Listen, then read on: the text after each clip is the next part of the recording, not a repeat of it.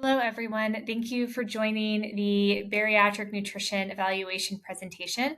You can also follow along in the Weight Loss Surgery Diet and Lifestyle Essentials packet that you will have received as an attachment to the email, along with a link to find this presentation. Today, this presentation is meant to help you prepare for your nutrition evaluation and your upcoming meeting with a dietitian. Don't worry if you don't understand everything or if you have more questions, you'll have plenty of time to discuss things further and ask any questions that you may have during that meeting. You can also expect in that meeting to go over some of your current habits and lifestyle with the purpose of helping the dietitian provide a framework for you to set goals and recommendations to get you ready to go through the surgery process and the changes that will be necessary for you to make. So today we're going to talk about weight loss surgery. It's a very powerful tool that does make achieving long-term weight loss possible when combined with proper diet and lifestyle changes. We will be discussing how to eat smart, get active, and how you can begin to prepare emotionally for this process. General guidelines that we will go over focus very much on consistency, mindfulness, and movement. We'll also discuss you beginning to utilize your support system, which can include your medical team and, of course, your friends and family. We'll start talking about the plate method as you begin to prepare. We use this plate method both before and after surgery. It doesn't require you to count calories or weigh anything, but it does require you to begin paying attention to the different food groups that you're consuming and the proportions of those food groups. So what you're seeing here is the pre-surgery plate method. It consists of about 25% protein, 25% carbohydrate, and 50% non-starchy vegetables. You can find list of many of these foods on page 3 of your packet. If you are unfamiliar with what these are, I would really recommend starting to review those and making sure that you feel comfortable with which foods fall into each of those food groups. Protein foods are going to be foods such as meat, so beef, poultry, pork, fish, seafood, dairy products such as Greek yogurt, cottage cheese, eggs fall into the protein category. There are also non-animal based sources of protein, such as beans and lentils, and soy products like tempeh, tofu, and edamame beans. 25% of this plate is carbohydrate foods, and there are really two categories of carbohydrates. They're your complex high fiber carbohydrates. Typically, these are the foods that we do think of as being more nutritionally dense. And then there are simple or low fiber carbohydrates. So high fiber carbs are going to include whole grain products like whole wheat bread, brown rice, oatmeal, quinoa, any type of whole grain product. All fruit, whole fruit falls into the carbohydrate category, as do your starchy vegetables, which are corn and potatoes. And then half of this plate is non-starchy vegetable, which is essentially anything other than corn and potatoes. So a pretty wide variety, as you can see there. On page 4 of the packet, you will see the post-surgery plate, and you can see that this plate consists of 70% protein and 30% non-starchy vegetables. So you will be eliminating carbohydrate foods for 1 year after surgery, and then we can discuss adding those back in moderation, really focusing on the high fiber carbohydrates. We do want to make sure that you are really focusing on maximizing your weight loss that first year, and adding in too many of those high carbohydrate foods too soon can cause your weight loss to slow down or even plateau sooner than it might otherwise. One thing that can be really helpful as you start thinking about foods that you'll be eating after surgery is to take the time to look at current meals and current foods that you are eating and consider which of those foods or meal components could you also use in your post-surgery diet. What things might you need to modify a little bit, substitute, or things that you could keep, which can be a really helpful way to begin to plan ahead as you're thinking about this. So let's talk about portion sizes after surgery. Your portion size will vary a bit depending on the surgery that you choose. So with the gastric sleeve, you can see that it's about a 2 to 4 ounce portion per meal. 2 ounces is equivalent to a quarter cup. 4 ounces is equivalent to half a cup. With gastric bypass, you are closer to a half a cup portion size, so a bit smaller. And with the switch, most likely you will be able to tolerate about half a cup per meal. So we are looking at measuring food by volume rather than weight. So you don't need to have a kitchen scale if you don't have one. If you have measuring cups where you can just measure out that volume of food, you'll be completely fine. If you're thinking, how much of that is protein and how much of that is vegetable based on that 70-30 ratio, in a quarter cup, there are about 4 tablespoons. That will be 3 tablespoons of protein and 1 tablespoon of vegetable. Or in half a cup, there are 8 tablespoons. So it will be 6 tablespoons of protein and 2 tablespoons of vegetables. You will focus on eating 3 consistent meals each day. You really want to avoid any snacking or grazing between meals. Any of the unplanned eating behaviors can cause problems with weight regain down the road. Initially, you will feel full very, very quickly. It is normal not to have an appetite, sometimes for many months for many patients after surgery. It is important, however, that you do get these small meals in 3 times a day. As you heal and progress and your body adapts to the surgery, you will be able to tolerate larger portion sizes as time goes on. Generally, by about 1 year after surgery, most people have worked up to eating about 3/4 of a cup to 1 full cup of food, and this is across all 3 surgeries. 1 cup of food is going to be your maximum meal size for weight maintenance long term. You do want to avoid going over that and making sure that you are staying very conscious of your portion sizes as time goes on. As your appetite does start to come back over time, many people do add in a snack or two during the day, maybe between lunch and dinner. Sometimes that can be a very long time period for a lot of people to go. Snacking is okay, but we do want to make sure that you are really focused on a protein-based snack and that it is portion controlled. So typically no more than 1 to 2 ounces if you are adding that into your diet plan. Next, we'll talk about texture progression. You do have to go through a texture progression to allow your body to heal properly after surgery. These phases will help you feel comfortable as well as you are healing. So phase 1 is clear liquid only. This goes from days 1 to 3 after surgery. So in the hospital, you'll get a little 1 ounce cup to sip out of, and they'll start you off with some clear liquids, typically like a broth, a bottle of water, and some sugar-free Jello on a tray. Once you go home, you want to continue staying focused on staying hydrated. This is very, very important at this phase. So any sugar-free, non-carbonated beverage that you can see through. So water, of course, will be your primary beverage of choice. Any type of broth, beef, chicken, vegetable broth, even high protein broths like bone broth would be acceptable here. Sugar-free Jello, sugar-free popsicles, and any 0-calorie sugar-free beverage, like a Gatorade Zero, you could have at this point as well. You will want to make sure that you are eliminating all soda and any carbonated beverages now and for life after surgery.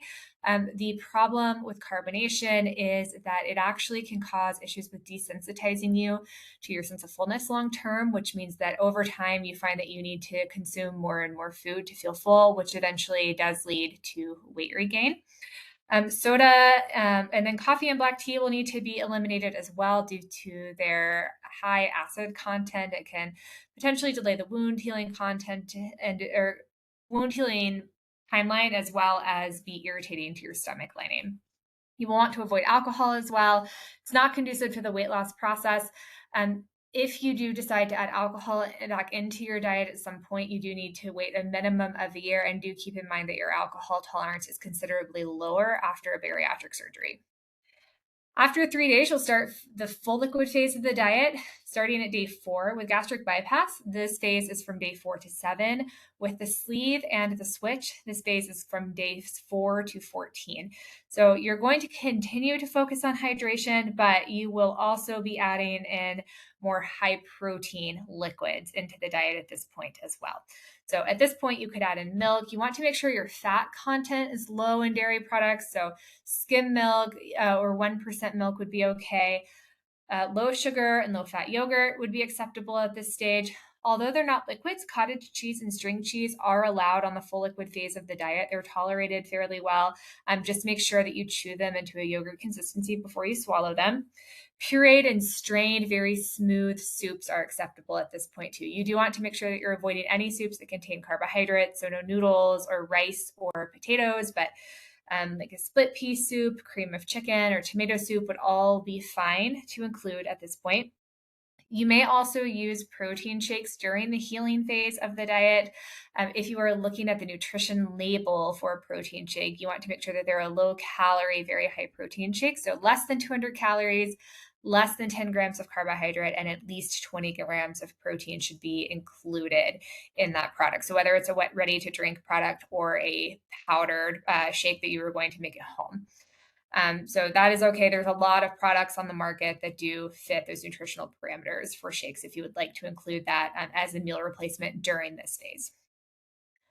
Once you have completed phase 2 of the diet, you'll move on to the soft food phase, which is phase 3. So this will start at week 2 for gastric bypass or at week 3 for the sleeve and the switch surgeries.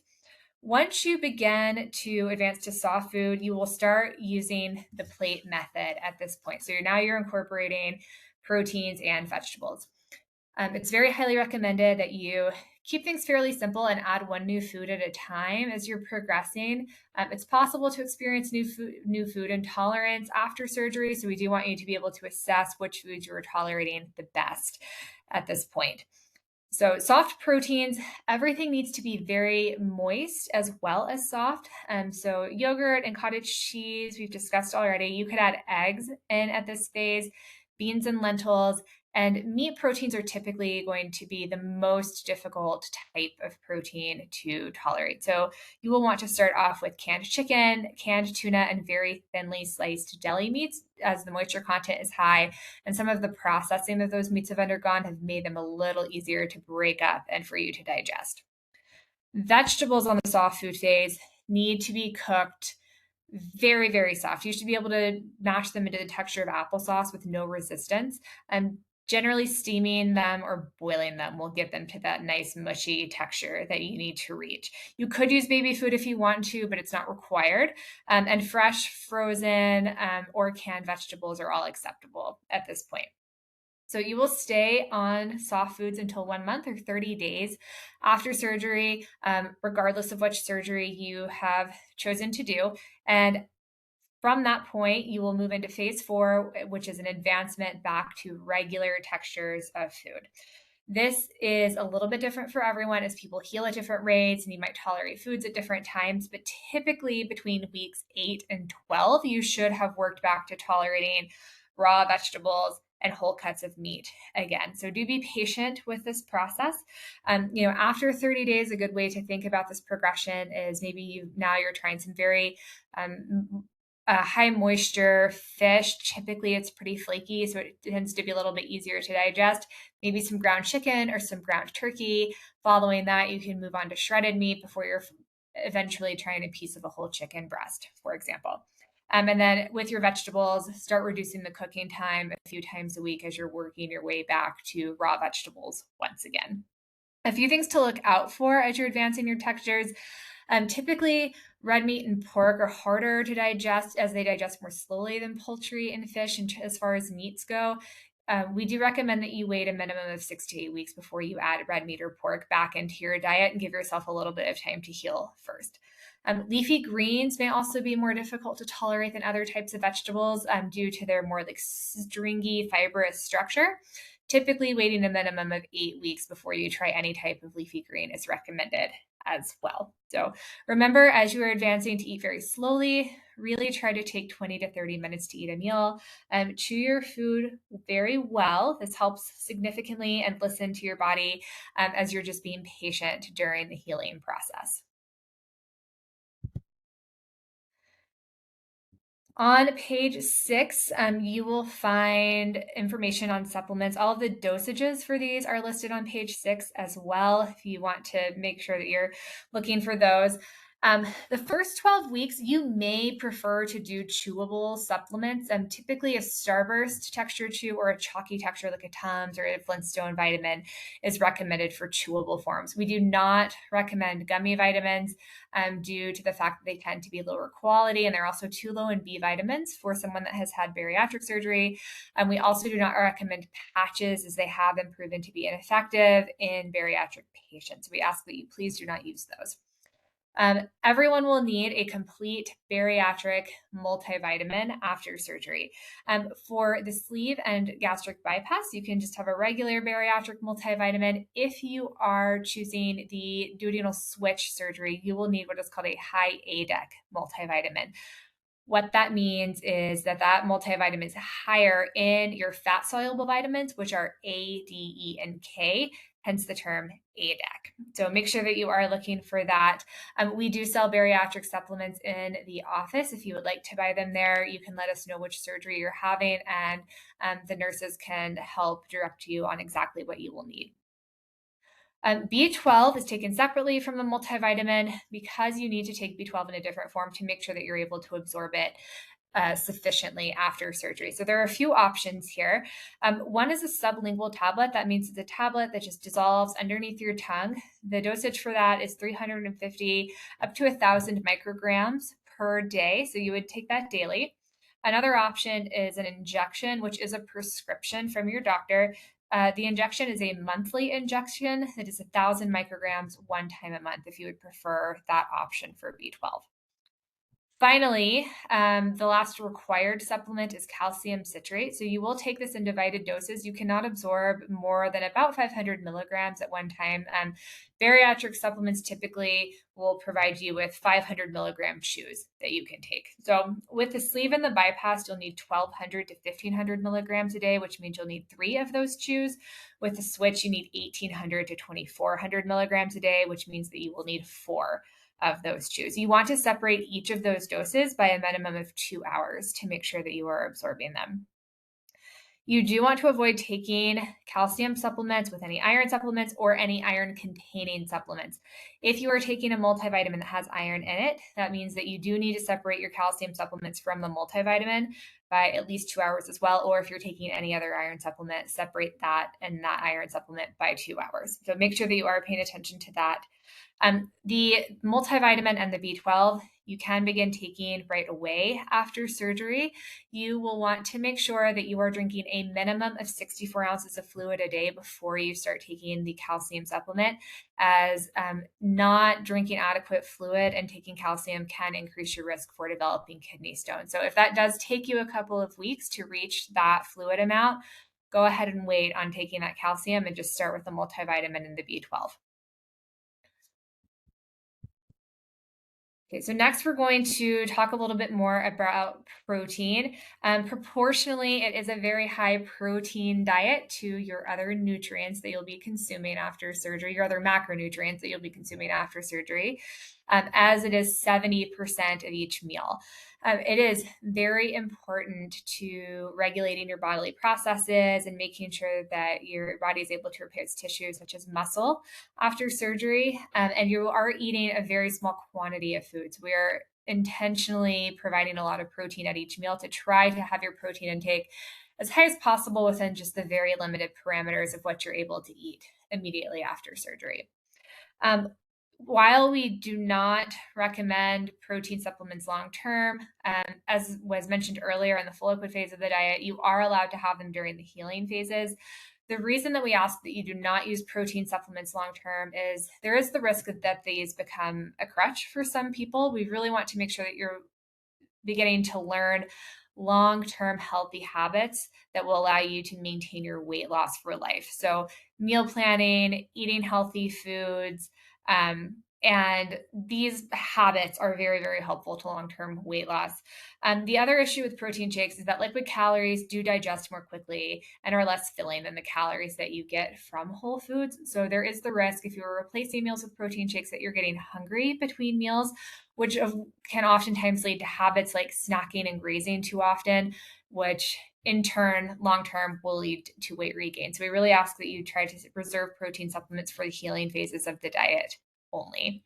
Um, as was mentioned earlier, you may not feel hungry after surgery. However, it is important that you work past that and do consume, at a minimum, the amount of recommended protein at every single meal.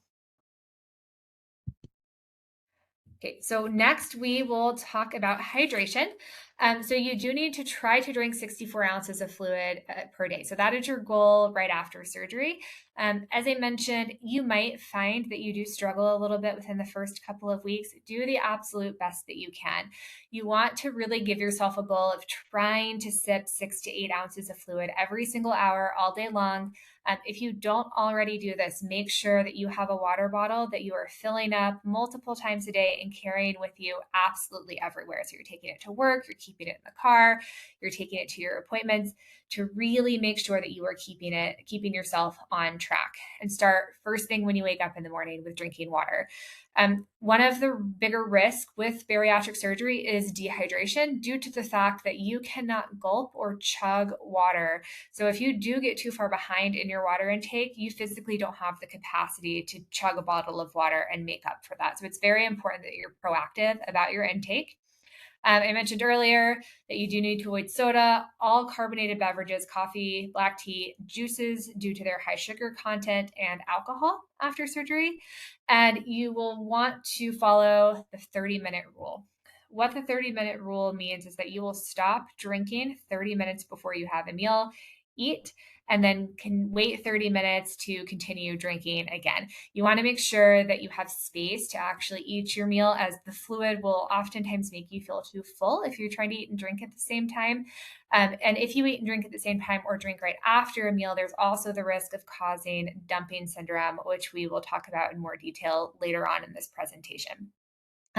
Some other factors to consider as with hydration, we hope that you will start a really consistent exercise routine after surgery. If you are, doing a lot of physical activity or, something outside where it's very hot and dry as it is in Utah, and you're losing a lot of sweat, you really want to try to make sure that you are being extra cautious about your fluid intake in that time. If you are somebody that really likes to look at numbers, ideally, you're drinking an extra 16 ounces of fluid for each pound lost in sweat during exercise.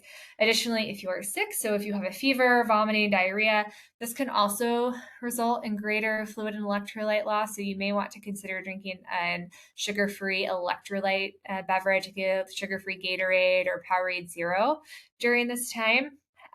Please let our office know if you feel like you are not able to drink enough water to make up for the amount of fluid that you are losing. Okay, so for exercise after surgery, we want you to make sure that you are starting to consider what a consistent exercise routine can look like for you. It is very, very important to your long term success.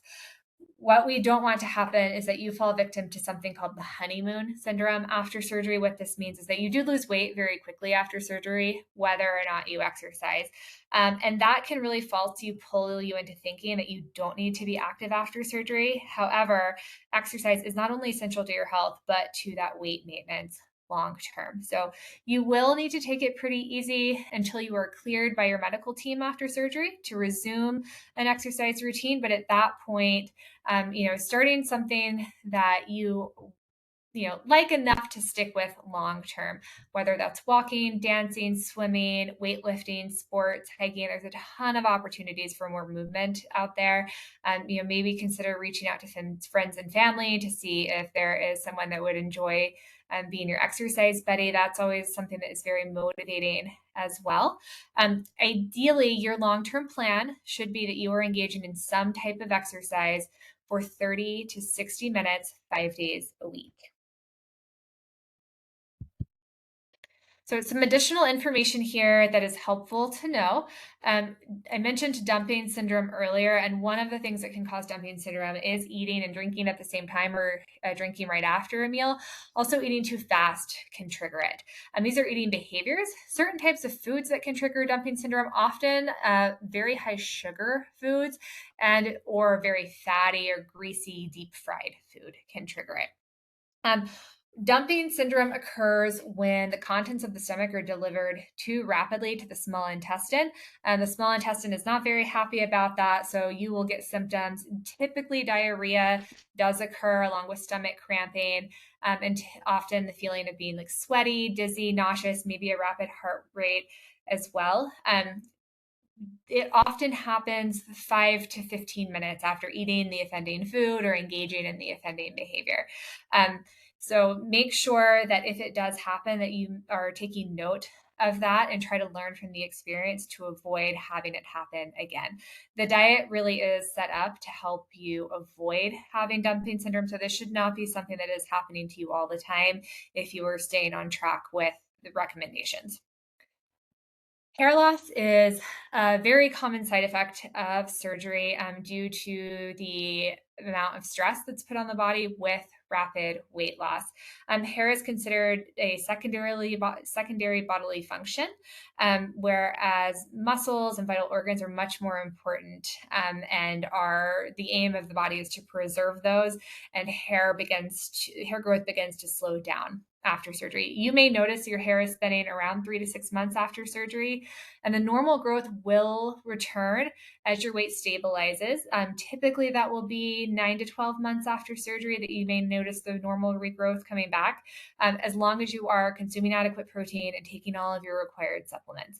If you would like to add a biotin supplement to the other required supplements, you are more than welcome to do so, as that can help support hair regrowth.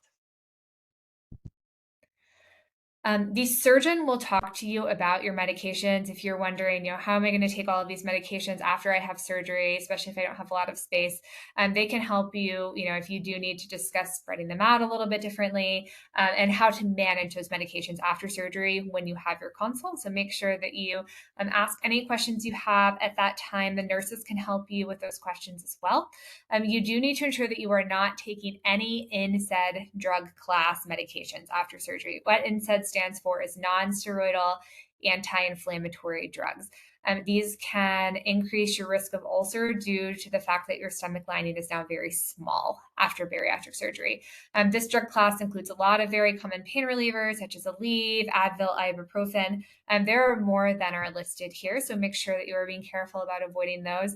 Acetaminophen products such as Tylenol are allowed. Nausea and decreased appetite are normal side effects after surgery. Most people will experience both of these to some degree.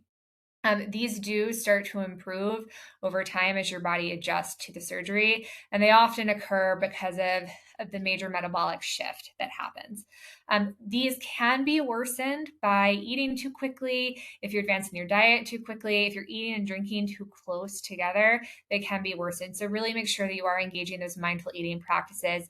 It may be even helpful for you to set timers throughout the day to help make sure that you take a few minutes between bites. Make sure that you're waiting a full 30 minutes between drinking and eating. All of these things can be really helpful external cues to keep you on track. So there is, of course, the diet and the lifestyle changes after surgery, and there is also the psychological relationship with food that we want to address. So being prepared really does take the time to discover what that relationship looks like for you. So it may take some time for you to become aware of some of the triggers that you have. That awareness is the first step to breaking those habits to help you manage food cravings, any overeating, any emotional eating behaviors that you may have. If you do feel that you're stuck in an unhealthy cycle, and you're not sure how to address that problem, we do have resources and specialists that can help you, that you can talk to through that process. You can start thinking about it now as you are eating throughout the day. Really try to consider, are you physically hungry versus emotionally hungry? Do you have certain triggers that you really notice lead to this? Every time that you're really stressed at work or have an uncomfortable conversation with a loved one. Some people do enjoy food journaling after surgery. So we call it an emotional eating journal. It's not for tracking calories necessarily, but to bring the awareness of, when you're eating and why you're eating, and to help recognize patterns that you may not have noticed before. So on page 11, you can find more information on this and some helpful questions that you can ask yourself as you are trying to assess what your emotional eating habits may be and what some appropriate things that you could do to start working on those could be as well. Support after surgery is very, very important, mentally and physically. And we definitely want to make sure that you do not feel that you have to do it alone. Talking to your friends and family and your loved ones about why you have chosen this path for weight loss and starting to form your social support network as you move forward is a very good place to start. Our team is also happy to be a part of that support system as well as you go through this journey. So we do have a support group. Right now, it's led by our social worker, Erica Olson. It's on the second, third, and fourth Wednesdays of each month from 6 to 7:15 p.m. It is virtual, so you can join from anywhere. You do not have to join for that whole time either. You can join for as long as you want. Oftentimes, topics will change each week and focus on different areas. And there is time for you to share, or if you just want to listen and you don't want to share, that is perfectly acceptable as well.